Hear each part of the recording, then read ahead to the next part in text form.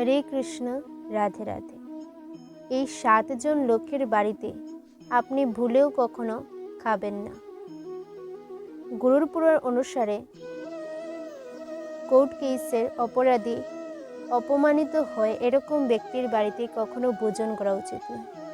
বলা হয় যে এরকম ব্যক্তির বাড়িতে খাবার গ্রহণ করলে পাপ হয় এবং সে যেমন কাজ করে তার প্রভাব আমাদের ওপর পড়ে। যারা অন্যকে ঠকিয়ে টাকা কামায় এরকম ধরনের ব্যক্তির বাড়িতে কখনো ভোজন করা উচিত নয়, কারণ যে কোনো পরিস্থিতিতে অন্য কোনো ব্যক্তির অসহায়তার লাভ ওঠানো কখনো উচিত নয়। এরকমভাবে কামানো টাকা সবসময় মানুষের ক্ষতিই করে। 3 নম্বর, যেসব স্ত্রীরা স্বইচ্ছায় অধর্মের পথে চলে অথবা ভুল পথে চলে এরকম স্ত্রীর বাড়িতে কখনো ভোজন করা উচিত নয়। গুরুর পুরাণ অনুসারে এরকম স্ত্রীর বাড়িতে খাবার গ্রহণ করা উচিত নয়, পাপ হয়, যার ফলে মানুষের পুণ্য করা ফল নষ্ট হয়।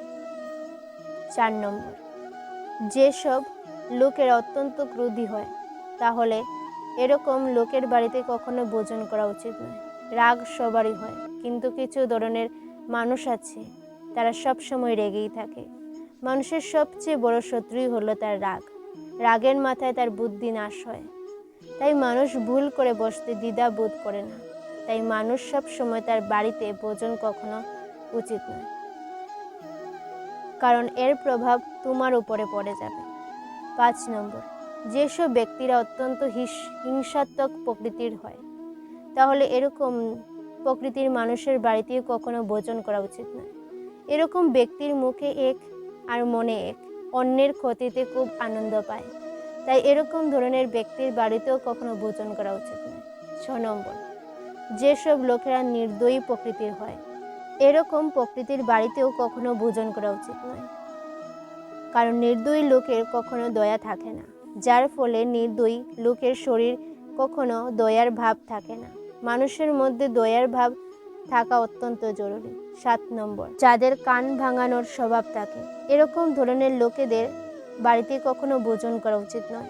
ওরা একে অপরের নিন্দা করে মানুষের সম্পর্ক নষ্ট করে দেয়। এরকম ব্যক্তির বাড়িতেও যাওয়া উচিত নয় এবং এরকম ব্যক্তিকে কখনো বিশ্বাস করা উচিত নয়। এবার কিছু প্রেরণামূলক উক্তি। কোনো না বলো না, আমি করতে পারবো, তুমি অনন্ত এবং সব শক্তি তোমার ভিতরেই আছে, তুমি সব কিছুই করতে পারো।